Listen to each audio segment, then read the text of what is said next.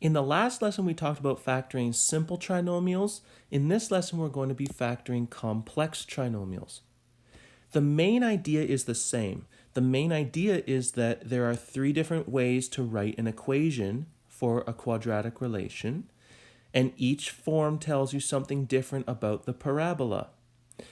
To change between the forms, we know that we have to expand vertex form to turn it into standard form. We need to expand factored form to turn it into standard form.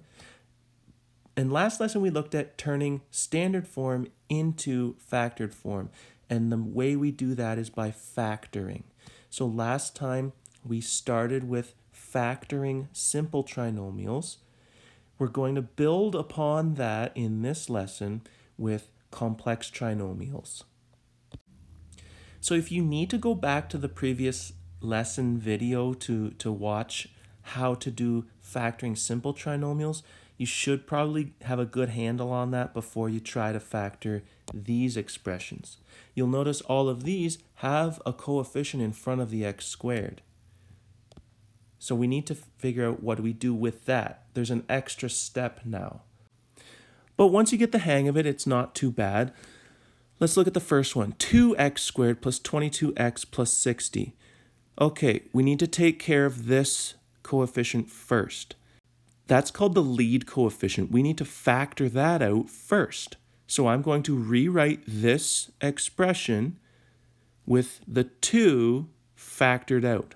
So we're going to have a 2 in front. The rest is going to remain in brackets. But each term has a 2 factored out. That means each coefficient and the constant, they're each going to be divided by that number. So 2 divided by 2 is 1. 22 divided by 2 is 11. 60 divided by 2 is 30. So my expression is now 2, and then in brackets, x squared plus 11x plus 30. Now, inside the brackets, I have a simple trinomial. I can factor that the same way that we did in the previous lesson. So I still have my 2 in front, but now this trinomial, x squared plus 11x plus 30, will turn into the 2 brackets, an x in each, and the missing numbers have to multiply to 30 and add to 11. So what numbers multiply to 30? Well, 1 times 30, 2 times 15, 3 times 10, 4 doesn't go into 30, 5 times 6, 6 is the next, but it's already in the list, so I'm done my list. Now, which of those possibilities adds to 11? 5 and 6. So I have to put in plus 5 and plus 6 in my brackets, and now that is the factored form of this expression. So for the next example, we're going to go through a similar process. My lead coefficient is 3, so start by factoring out the 3. 3 divided by 3 is 1, 12 divided by 3 is 4, negative 15 divided by 3 is negative 5. So I end up with 3, and then in brackets, x squared plus 4x minus 5.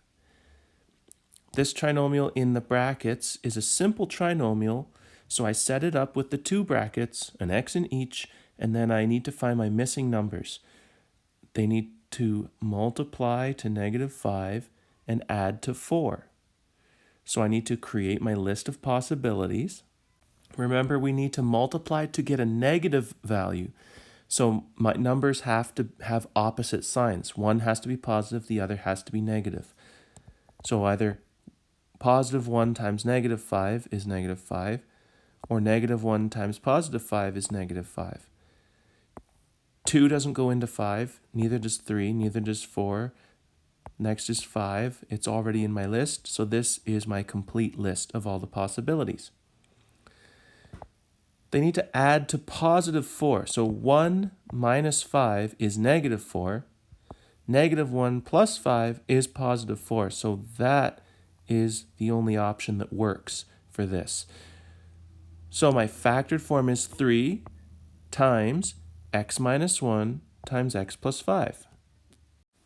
In this last example, the lead coefficient is negative, and a lot of people get messed up here because, yes, I have to factor out that lead coefficient, so I have a minus 5 in front, but then they have trouble in the brackets. Minus 10 divided by minus 5 is positive 2. Positive 75 divided by negative 5 is negative 15. So now I have to factor this further. So I'll have negative 5 times my two sets of brackets. The missing numbers in my brackets need to multiply to negative 15 and add to positive 2. So numbers that multiply to 15, well, there's 1 times 15. 2 doesn't go into 15. 3 times 5. 4 doesn't go into 15. 5 is already in my list, so this is my complete list. Because they need to multiply to become negative, I have to have opposite signs in my numbers. So one of them has to be positive, the other one has to be negative. So I need to make sure I include that in my list as well. And now I just hunt through my list to find the pair that adds to positive 2. 1 minus 15 is minus 14. Minus 1 plus 15 is 14. 3 minus 5 is negative 2. Negative 3 plus 5 is positive 2. So that's the one I want. They add to positive 2. So I will plug those into my brackets. So my factored form is negative 5 times x minus 3 times x plus 5. Now, just a side note here, I've shown all of my thinking here in blue. You do not need to write that down. That's not really necessary as far as showing your work. The only parts I require for a full solution are what's in red. Now, that being said, I do find it helpful oftentimes to write out all of my thinking. It's just easier to find the possibilities when you have them all written down and it's not all muddled in your mind. So the gist of this, you have a lead coefficient that needs to be factored out first. Don't forget to divide each term by that number and then factor whatever is in the brackets like you did in the previous lesson with finding numbers that multiply to the last number and add to the middle one. If you have questions on this, please ask and I'll do my best to help.